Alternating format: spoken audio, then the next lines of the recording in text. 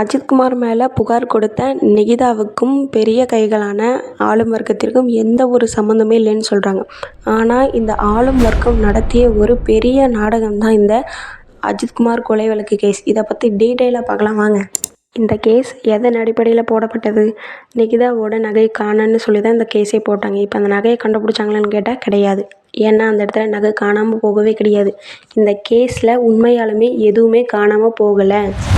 என்னதாம்மா நீ சொல்ல வரேன்னு நீங்கள் கேட்குறது எனக்கு புரியுது. சொல்கிறேன் கேளுங்க. ஆரம்பத்தில் இருந்தே நிகிதாவுக்கு மோசடி வேலைகள் ஒன்றும் புதுசு கிடையாது. அவங்க பண்ண ஒரு பெரிய மோசடி வேலை ஒன்று என்னென்னா, ஒரு சில பார்சல்களை பிரித்து கொடுக்குற வேலை. அந்த பார்சலில் இருக்கக்கூடிய பொருளை ஒரு மனுஷன் எடுத்துக்கிட்டான்னா அது மனுஷனுக்கு தேவையில்லாத ஒரு பொருள் தான் ஃபஸ்ட்டு.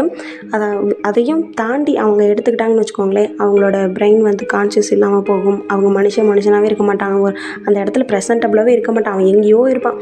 அப்பேற்பட்ட ஒரு மயக்க நிலையை கொடுக்கக்கூடிய ஒரு பொருள் தான் அந்த ஒரு பொருள். இதுக்கு இவங்க வச்சுக்கிட்டா இந்த மாற்று பெயர் தான் ஜுவல். ஜுவல்லுங்கிறது இந்த இடத்துல நகையை குறிக்கிறது கிடையாது. Jewel is a code word. இந்த இடத்துல இந்த ஜுவல்லு தான் காணாமல் போச்சான்னு கேட்டால் கிடையாது. இங்கே தான் இருக்குது விஷயமே.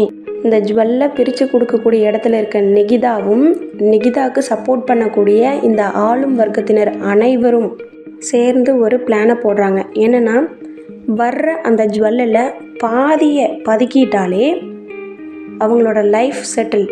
இந்த ஹாஃப் ஷேரில் ஒருத்தர் 2 பேர்த்தோட லைஃப் செட்டில் ஆகிறது கிடையாது.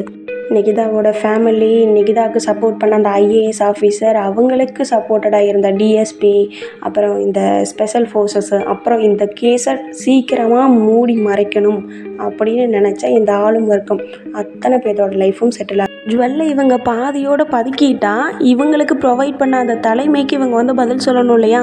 இதற்கான பதில் தான் அஜித்குமார் மேலே போடப்பட்ட நகை திருட்டு வழக்கு. இந்த இடத்துல நகைக்கு பதிலாக ஜுவல்லுங்கிற அந்த கோட் வேர்டை யூஸ் பண்ணுங்கள், தெளிவாக புரியும். இப்போ சொன்ன அத்தனை விஷயங்களும் ஆதாரங்களோட வெளியே வரணும்னா ஒரே ஒரு வழிதான் இருக்குது. நிகிதாவோட ஃபோன் கால் ரெக்கார்ட்ஸ், அதை மட்டும் ட்ராக் பண்ணுறதுக்கு கோர்ட் உத்தரவு போட்டுருச்சுன்னு வச்சுங்களேன், அதற்கு பின்னாடி இருக்க அத்தனை பேரும் மாட்டிக்குவாங்க. ஆனால் அதை மாட்டுறதுக்கு இந்த ஆளும் வர்க்கம் விடவே விடாது. இந்த கேஸை எவ்வளோ சீக்கிரமாக பூசி முழுகணுமோ அதற்கான வேலைகள் தொடர்ந்து நடந்துக்கிட்டே தான் இருக்குது.